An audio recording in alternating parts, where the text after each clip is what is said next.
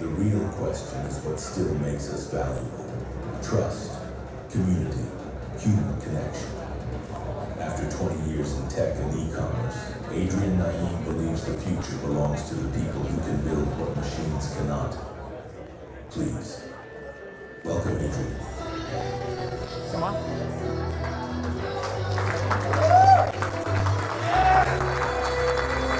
Hello guys, hello.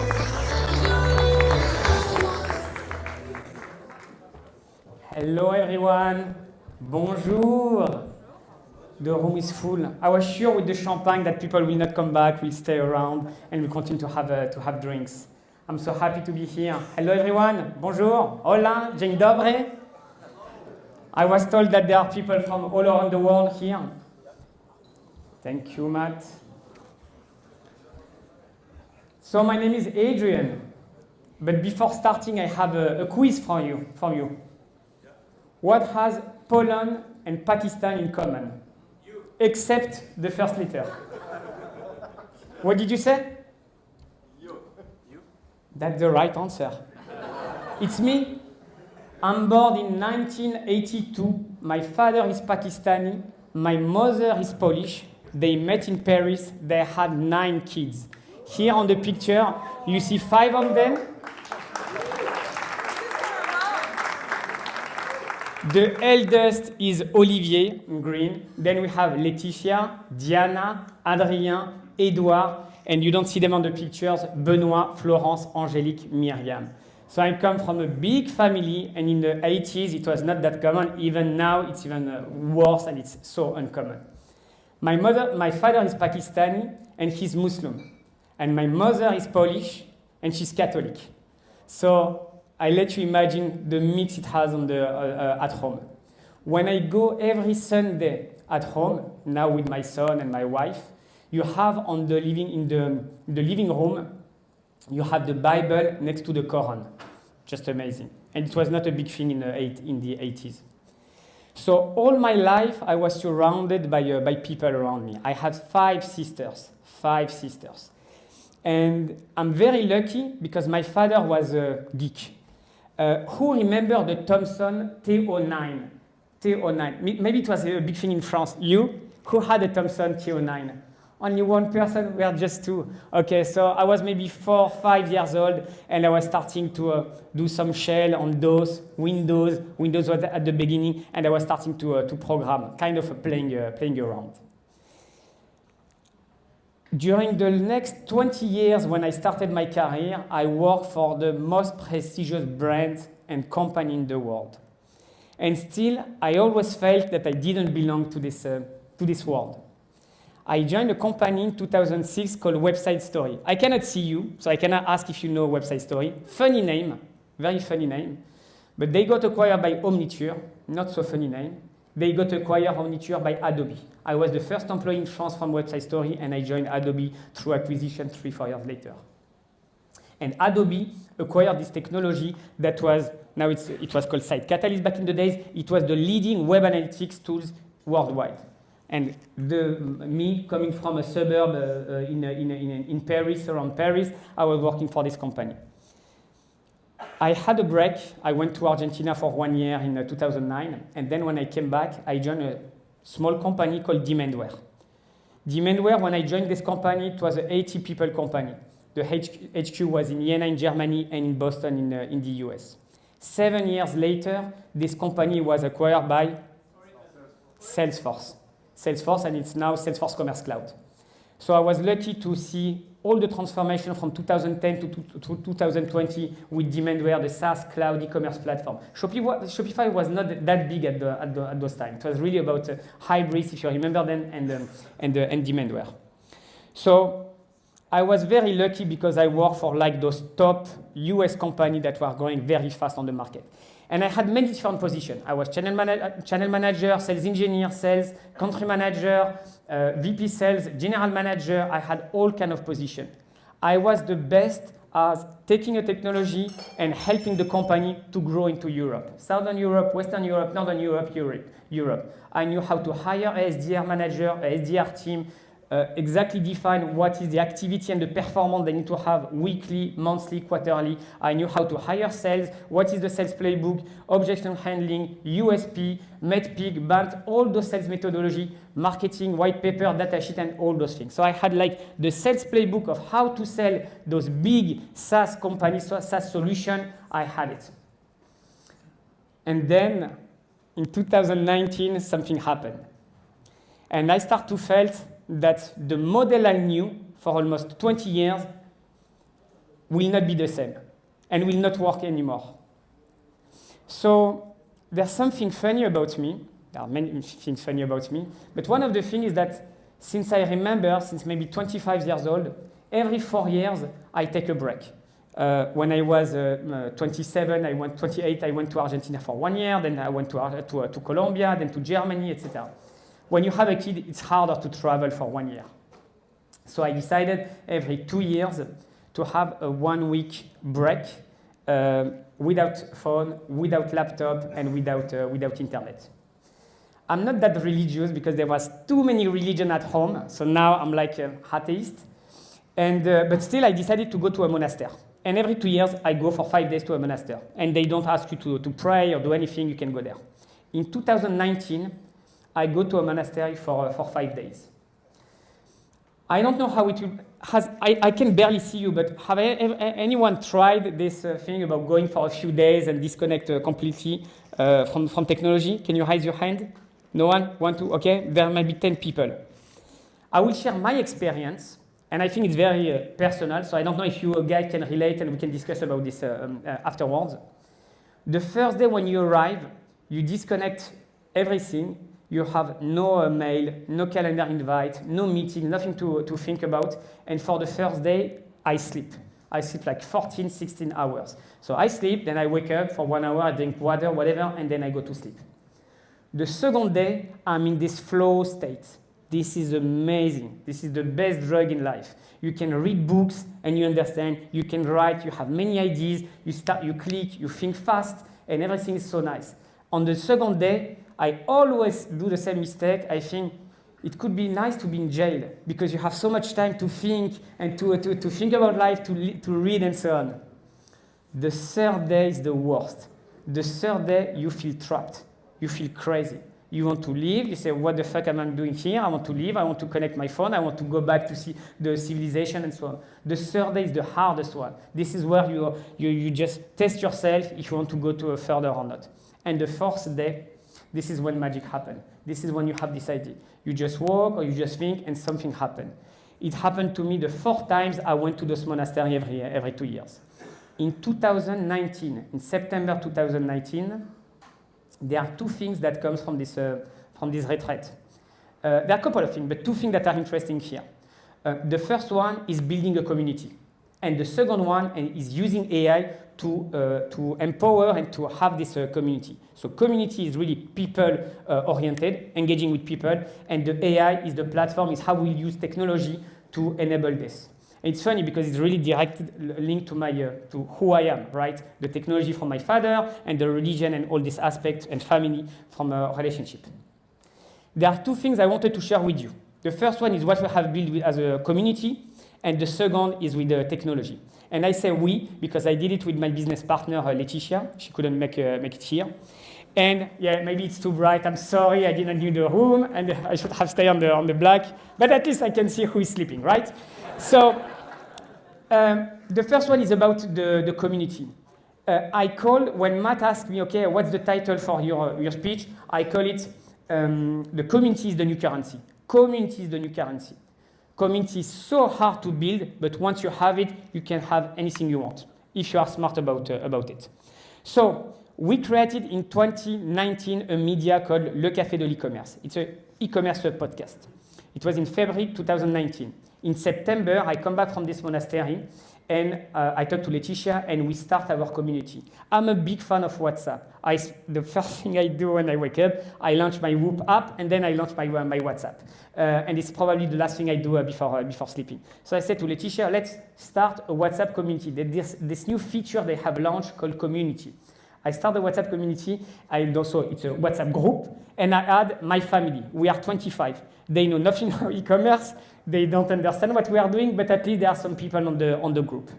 Fast forward a few years later, I'm sorry for about the screen, maybe you don't see, we are 1,500 people, over 1,500 people. This is the biggest e-commerce retail community in France. You have all the big names, Carrefour, Hermès, Louis Vuitton, Salesforce, Adobe, Shopify, SAP, IBM, all the biggest one, the biggest brands, the biggest company are in this WhatsApp community. This WhatsApp community is free, is open, is I want to say self-moderated, I'm the moderated, but the reality is that it moderates itself. In the room, I have met some people that are part of this community, so I say hi to you guys. As you know, the first day we started this, there was only one group. And then you have salespeople starting to put some sales stuff, and we don't care about sales. Go on LinkedIn if you want to do this, don't do this here on the WhatsApp. So then we thought, okay, let's create a space, a safe place for all of this. And we call it here Bon Plan Job and Auto-Promo, which means tips and Auto-Promo, you say this in English? Auto-Promo, you promote yourself or whatever. So I was very surprised because this is one of the biggest groups in the community. There are over 700 people. It's like joining to receive ads all day long. But hey, it's working and people are interacting with this. We realized as people were referring and adding their colleagues, their friends and so on, that we had something. The nice thing is that the community works on itself. I joined many communities where it's top-down. You have the leader of the community. He will share something, and then everyone will just listen and don't react that much. There's a big metric that I love to share on community. 90% of the people in your community, they do nothing. They just read stuff. It's same with LinkedIn and with anything. 9% will react with emoji, and 1% will be active and will post content. And even if you have bigger numbers, we always had this metric. After this, we realized, okay, we have people following us. We have people in this WhatsApp group. Let's have a bar. Let's have a meetup in Paris. We did this. It's not the picture from the bar. It was in September, in December, couple of years ago. We call it the Happy Hour, and we had over 200 people at the bar. So from there, year after year, we grew this community. We create groups, and we started to moderate and to bring value to this community. And then we had another idea. Why not build one community, but communities? So Le Café de l'e-commerce is a generic community for everyone that wants to know about e-commerce and retail. Laetitia, my friend and co-founder, she's passionate about women empowerment. And we created WIRE, Women in Retail and E-commerce. It's not another woman empowerment group. It's a business group, business community. The last edition was 10 days ago in Paris. We are hundreds of women on this picture. We talked about what's going on with the war, because what's going on has an impact on transport, on logistics, and cost. We talked about AI, of course, customer experience, loyalty, and all those business topics that you could talk during any kind of e-commerce or retail events. I'm the kind of guy where when I sit and watch someone talk, after 5 minutes, I get bored. So I'm like, kids, you need to give me energy. And second thing that I hate about conferences is that the bigger the room is, the less information you need to share, because everyone needs to understand those concepts, right? Because otherwise we just talk to a subset of the room. So I said last year, I decided, you know what? I will create a community just for me and my friends that have 10 plus years experience in e-commerce retail, and will just talk like nerds. We don't talk about code development, but we talked about real things, agentic, UCP, MCP, how does it work? How do you need to connect? AI, everyone is talking about AI, but virtual trial, VTO, it's something I never understood why there are so many solutions of VTO. Search, how it's changing everything now with the thing that you can do. So I created a core, Global Retail and E-commerce. And the rules are very simple and funny. No slide, no suits, tech focus, no leads, no sales, cooptation only. So it's a small group. We started with 6 people at a bar. Now we are over 30, 40 people. And you have Lacoste, Hermès, Louis Vuitton, and also Capgemini, Cleverage, and some other French system integrator that you probably, maybe you know or don't. So it's also growing. So it's really not about the size of the community, but the engagement you can have with this community the value that you can bring to those guys, and also the kind of peer recommendation. The number one question I ask the people since maybe 20 years is, how do you learn? If you don't know something, what do you do? And they say all the same thing. I'm alone doing if I'm a CDO, an e-commerce manager, whatever, I'm on my own doing this, so I have no one to talk to. I talk sometimes to the software vendor, I talk sometimes to my agency, but I don't have someone to talk to. So that was the community. The second thing, and community is only possible, be careful of your eyes in 5 seconds. Community and managing this community is only possible thanks to technology. We are le Café de e-commerce, we are a group of 8-10 people. We are a very small group, but we believe that we work like a 50 people agency. So when I start to think about some of the use cases I wanted to share with you, there are so many of them, I decided to share 4 things for you. The first one, and maybe those are the things that you can use. The first thing is to understand that, and I hope that if you are here, we are all kind of a tech addict, we understand technology, we embrace AI. But still, I wanted to say that half of the people I meet, they are not convinced about AI. They will say, yeah, but what? The first thing I wanted to share is a GEO. We work like crazy since maybe 12 months on a GEO. Again, here it's very small. I did a screenshot yesterday evening. Sorry, Matt. You see that I'm not logged in, so it's like an anonymous session. And I say, what is the number 1 e-commerce podcast in France? And you have Le Café de e-commerce. The reason being that every content that we produce, that we record, audio, it's transcribed. Then it goes to our RAG, to our LLM. It creates articles on our website, and it helps us also create content, image, things for our community, and also LinkedIn post. It's not only about talking about the news, but it's also talking about the analysis that we do. Like, I think that Shopify grew from mid-market, focusing mid-market to enterprise, and it's a smart move, because now the others are doing the opposite. Adrien, I'm doing this. It's my analysis. So there's no one on internet that could say this. So the LLM, the agent, they understand this, and they will create an article about my point of view and my position. The second thing, I didn't want to put too much slides on this. The second thing is about Google Analytics. I work in analytics company. I started my career in this, so I'm passionate about data. And we have 8 websites for the different communities. We have Google Analytics everywhere, and now we have agents. Each time something happens, we have the bot, the agent that will reach out to us. I never log into Google Analytics. I never log into any dashboard. We don't have time to read emails or to read those kind of things. So I received notification when something happened. When we've been doing it since 7 years, the podcast, each time we talk about Temu, Shein, or those Chinese, I have the agent saying that we have a 1,000% spike coming from China, for instance. So it's quite funny because we see when something unusual happens.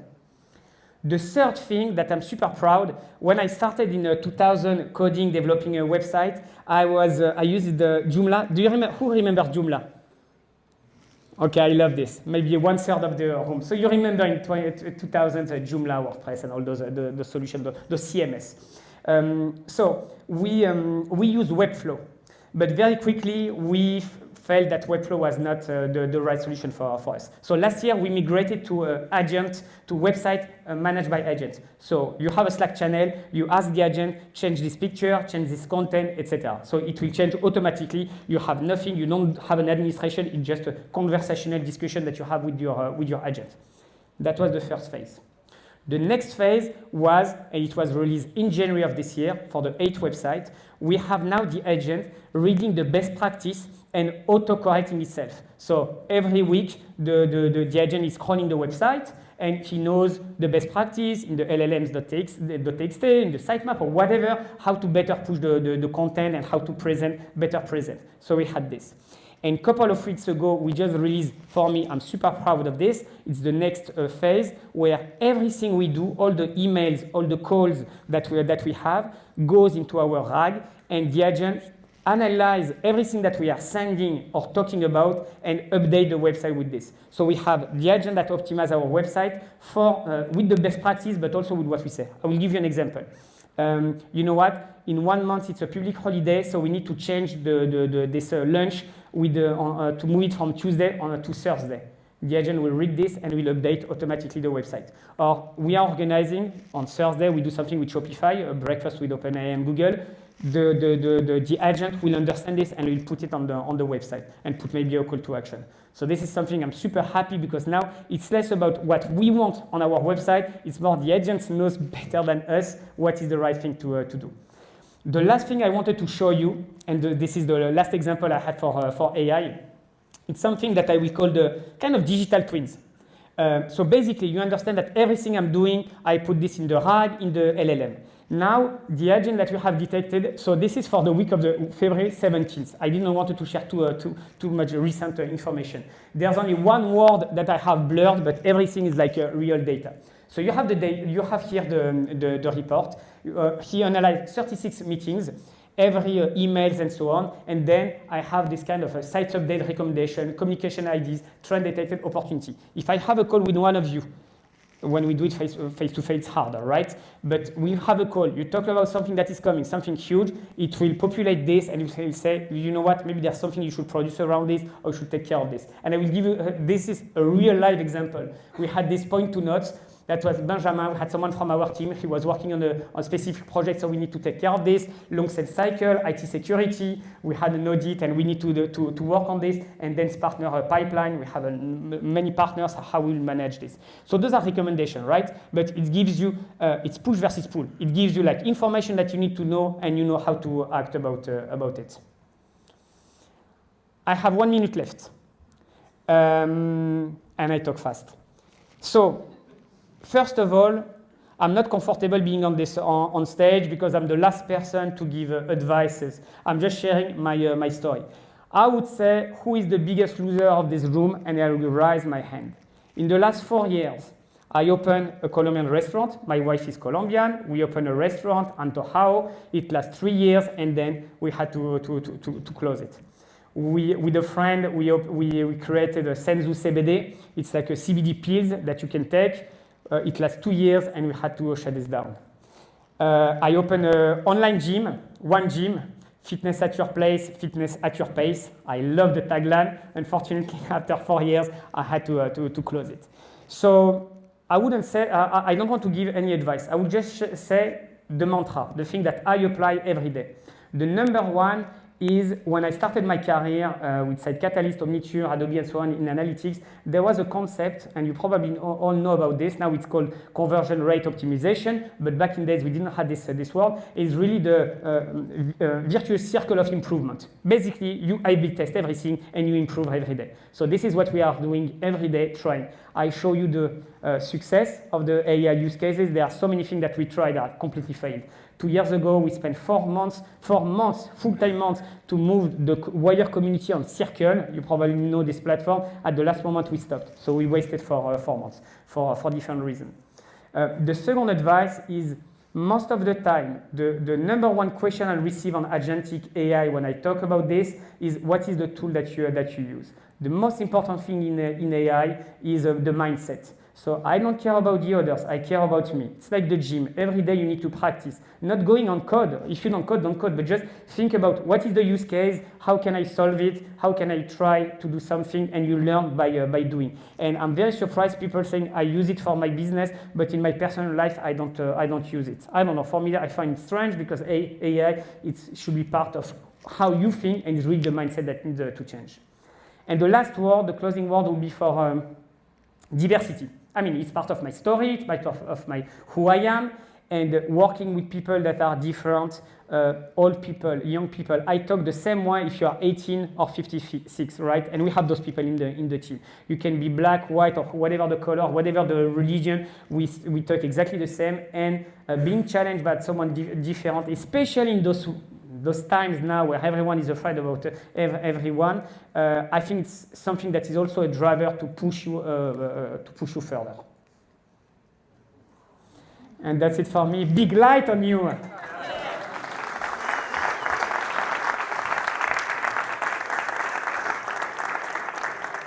I know that we have like 2-3 minutes for questions. If you have questions, I will be around afterwards and we can talk if you want to. If I have no question, I feel bad because they told me that there were questions for every question. Super. Go on. First of all, great energy. I love it. Didn't expect that when you came down. It has a lot of vibrations. So good. Okay, so you talked about once your AI analyzes your emails, analyzes everything, and then takes action independently based on that.